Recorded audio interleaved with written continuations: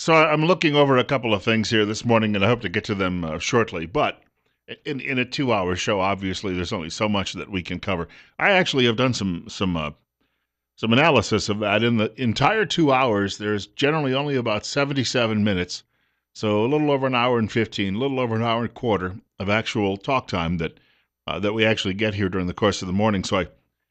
Somebody said one day that I hopscotch around quite a bit while I'm on the air. Well, with good reason, because I don't necessarily have a lot of time to go into too much in what you might call great depth, unless something is a really earth-shattering story, and we do get those once in a while, and sometimes you'll spend the entire 2 hours on those. Today is not one of those days. I am going to be talking shortly with Ken Menzel from the Twin Falls County Sheriff's Department. I believe he's scheduled to join us for a few minutes, in about 20 minutes. And Ken usually has a rundown of people that the department is looking for. Sometimes they don't know they're being that someone is actually out seeking them, and sometimes they actually hear it and then they turn themselves in, which is a good thing. Otherwise, you might be able to help out if they don't know, or if they do know and they're hiding somewhere. You could give a call to the sheriff's department and say, "Psst." Sometimes and they'll do it quietly. You can do that anonymously. 56, 8 minutes after 8 o'clock. Bill Colley with you this morning. Our top story on News Radio 1310, KLIX, and newsradio1310.com. I also, if we get a chance a bit later in the program, I jotted down a couple of notes. We'll talk if we get a chance a little later about something involving the size of the U.S. government. There was a group that came and had to report to members of Congress at a committee hearing yesterday on how long it's going to take them to compile a list of all government programs. Not days, not weeks, not months. We'll tell you about that a little later in the show. That's one of my goals, is at least to bring that up. However, I want to open up with this today. There was a writer by the name of Jim Corey. Jim Corey writes for the Examiner, and actually on the national level. He is a vice president of the National Association of Chiefs of Police. He's been in that role for a number of years. Jim has often been a guest on radio shows I've hosted now in, 3 or 4 different cities. One time he was telling me on the air that I'm the oldest friend that he's never actually met face to face. And he writes a great column, and he's a retired narcotics investigator from deep within some of the worst neighborhoods in New York City. And he's a wonderful man who's a great writer. It really has, I think, his ear to what's going on in this country when it comes to potential dangers. I will say this. The other night when I was in attendance at the event over at the Southern Baptist Church on the east side of Twin Falls, East Side Southern Baptist, when I happened to be over there at that event where we had a pastor speaking who was a Muslim convert to Christianity, I was told that while there were only a handful of people from the political community there, that the room was filled with a great many law enforcers because they're interested in this. They're interested in people who are coming to this country and just any potential trouble that we could have. The key word there being potential. Does that satisfy all of the liberals who are listening this morning? I hope so. Jim Corey's headline in his latest column, he posted this on my Facebook page overnight. Syrian immigration surge, Obama may be importing radical Islamists into U.S. And I'm just highlighting a couple of points he's making here. He says, counterterrorism experts within U.S. law enforcement are concerned with terrorists using the refugee exodus as cover to enter the United States. Now, I should point something out. Our guest Ken Menzel was away at a conference in Los Angeles a couple of months ago, and it was all dedicated to recognizing and stopping terrorism in the United States. And I said to Ken, how much of that actually has to do with Islamic terrorism? And Ken said, all of it. That was the entire conference. And just as a quick sidelight, in these presentations that the pastor gave in our area Monday and Tuesday nights, among those law enforcers who happened to be there is the elected sheriff of Twin Falls County, as well as a potential primary opponent that he may face. So it does show you there is an interest in law enforcers about what could potentially be coming here. Are we setting up some sort of powder keg?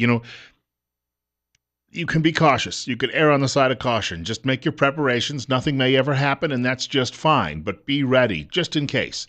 That's always that old Boy Scout motto. Be prepared.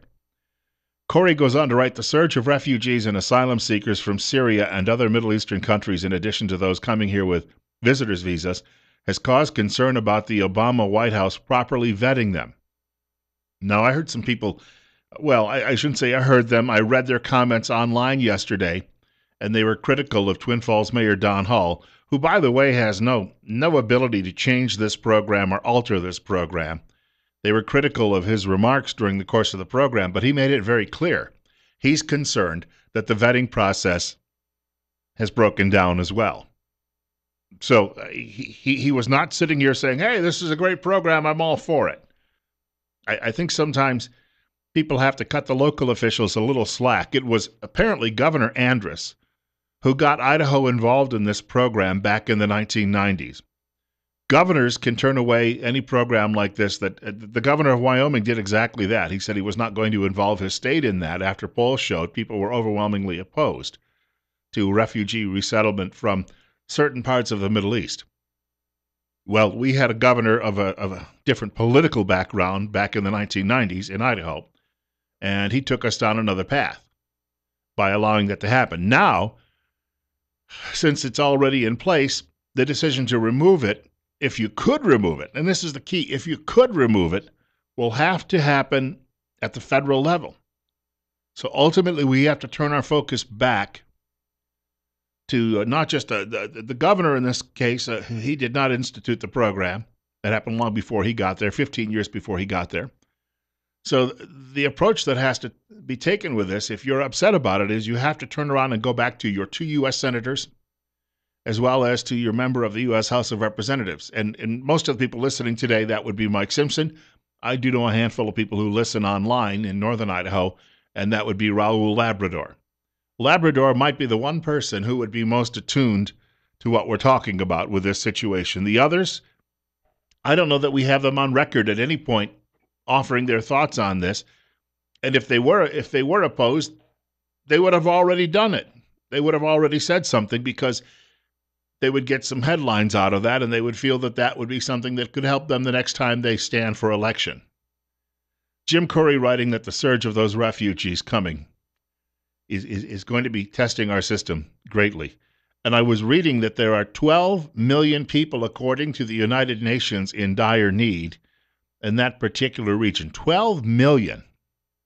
Now, the UN, I hope, isn't planning on settling all of them in this country, but it wouldn't surprise me because Idaho is not the only place that they're coming. They're coming here scheduled in October, but they're also scheduled to be dropped off in Florence, South Carolina, where the congressman representing that area, some of you may have heard of him, his name is Trey Gowdy. There's a phrase in Congress that is used called being Gowdyized, and that means he's a former federal prosecutor, and that means they'll bring some ne'er-do-well from the bureaucracy in front of a committee, and Gowdy will sit there, and with his prosecutorial skills, he will just eat them alive. That's a good thing, I think, from the perspective of a U.S. citizen and the taxpayer, is that you have someone who'll stand up and do these things. But there you have it. You have the congressman from that particular spot in South Carolina, which is going to be seeing a great many of these Syrian Muslim refugees. He is saying, what's going on here? And he is saying, no, no, no. We need to know more about this. No one is saying, no, we do not want them whatsoever. And I think that was the point the mayor was making yesterday. A lot of people come here. And also, even Pastor Sharam Hadian made that comment the other night when I happened to hear his remarks. He pointed out that, my parents and my family, they're still Muslims. And he said, I still have a lot of friends who are. But what he was saying was, when he was growing up, before the Shah fell in Iran, when he was growing up in that country, he was telling us, he said, it was a very mild form of Islam. In other words, if you are not really practicing it in a fundamental sense, you're almost like a lapsed Christian. And he said, in that case, what's the concern? But he said it's when people actually become he said there's no radical Islam, just fundamentalist Islam, the true traditional Islam that is preached in the Quran, and some other books that have been written as well that serve as a canon, if you will, in the faith. And he said those people are the ones you have to worry about. He said ISIS isn't necessarily, when you hear people like the president say, well, they're not really practicing Islam. He said, yes, they are. They're practicing a pure 7th century version of Islam that came along when the faith was really spreading throughout the Middle East, just after Muhammad's so-called revelation. So you have to keep that in mind. So when we say that there are people who come here that are nice people, yeah, of course. But the question is, who's coming here? Are they all going to be nice? And just how many baddies would it take to tip over the apple cart? That's what we're concerned about. And I think that the critics out there tend to ignore that possibility, or they think it's an acceptable loss. And because they wouldn't want to hurt somebody's feelings, so if somebody decides to detonate a nail bomb and blow up a marathon, well, that's the price of what we have to deal with. Unless you're, of course, the person who's cut to pieces by the nail bomb, then you have a different outlook on all of that. I want to talk a little bit more about some of these immigration issues before we reach the 8:30 break and then are joined by Ken. Because speaking of immigration, there's a couple of highlights too as well that we have to tell you about when it concerns illegal immigration, which has been much, at least from a perspective of most Americans, has been a much greater and longer lasting problem for this country than what we're seeing right now coming from other parts of Asia and across the Atlantic or the Pacific. Because there's a couple more of these, we call them anecdotal stories. They crop up every now and then, and you could say, well, that only happened there, and, we can't extrapolate. But we've been telling you over the last couple of weeks, I mean, we've almost had a daily rundown of new crimes committed by people who are here illegally in this country and should have been deported because in many cases they already had been arrested, or they were deported and they came back. And there's a story coming out of Ohio. And yes, indeed, it looks as if the Department of Homeland Security once again decided to negate our own federal laws, that is, nullify federal laws. It has resulted in the death of a woman in Ohio. We'll talk a little bit more about that coming up in a few minutes following the break. You are listening to News Radio 1310 KLIX at newsradio1310.com with Bill Colley this morning. And I should point out, if you'd like to reach us in the next segment of the program, you wouldn't have much time. I've got about 30 seconds before the break. But the telephone number, some people have got this on speed dial, I'm sure, but it's 736. Did I just date myself? Speed dial? Does that still actually exist? 736-0300. When we got all of those neat portable phones around our homes back in the 1990s, which your neighbors could listen to if they had the right device. But when we got all of those phones, you had all of these neat functions called speed dial and the like. But does anybody actually still have one of those old-fashioned landlines in use at home? Which ultimately, even with a portable, that's what you were still connected to. So I might be dating myself with the use of the word speed dial there. It's like saying World Wide Web. Nobody says that any longer. Nobody even says www any longer. They just give the site out. This is News Radio 1310, KLIX, and newsradio1310.com. Bill Colley with you on Top Story this morning, 57, 20 minutes after 8 o'clock. I'll share some more about that story out of Ohio and an illegal immigrant taking the life of a woman there.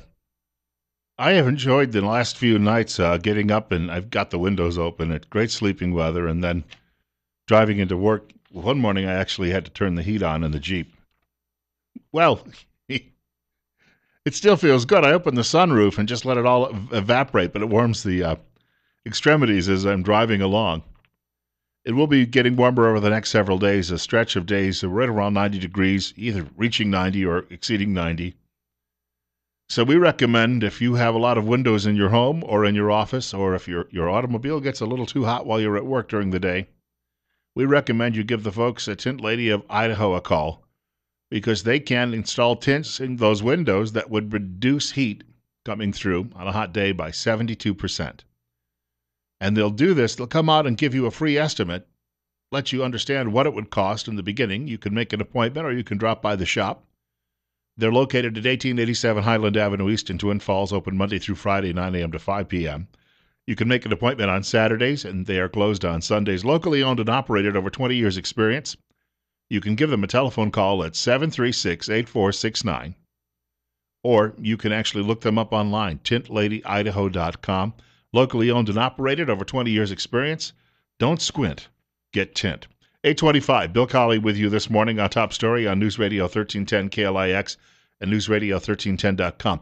Interesting statistic I just happened to catch from Fox News this morning. So far, we're not even up to month 8 yet. There have been 48 ISIS-related arrests in the United States. Think about that for a moment. Now, Mike McCall, I was talking about earlier, I was talking about Trey Gowdy from South Carolina. Mike McCall is a U.S. congressman, member of the House of Representatives from Texas. He has also been raising some questions about all of this, but they've been getting stonewalled in a great many cases, as are a lot of the people around here. The frustration I'm hearing from people after turning out more than 500 folks at these two presentations, public presentations the last couple of days, is that they feel that nobody, absolutely nobody, is listening to the concerns of the public any longer. Here we have representational forms of government, or so we're told, right? Well, why is no one responding? Why are none of these people showing up and saying, all right, what are your concerns? I'd like to hear them. So you do have to go to their meetings. That's the next thing. Will that help? At this point, I don't think so. We may have to learn to swallow hard and live with this before it's all over with. Speaking of people coming to this country, there was a story out this morning on the Daily Caller. We had a fellow tell me a couple of weeks ago, he called in and said that somebody that he had known from high school out in Jerome was killed at an intersection after an illegal immigrant ran through a stop sign and actually killed another driver. And he said, as far as he knows, nothing really ever that there was no serious prosecution of the man behind the wheel, whether he was even deported or not after that happened. In fact, I had a friend of mine who nearly was killed back in 2007, very similar circumstances. Somebody ran a stop sign, was here illegally, didn't have a license or insurance.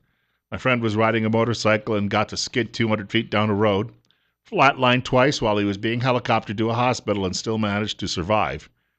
And another friend, his wife can't walk any longer because she had a foot crushed when another one of these people crossed the double yellow line, not paying attention, and hit her head on.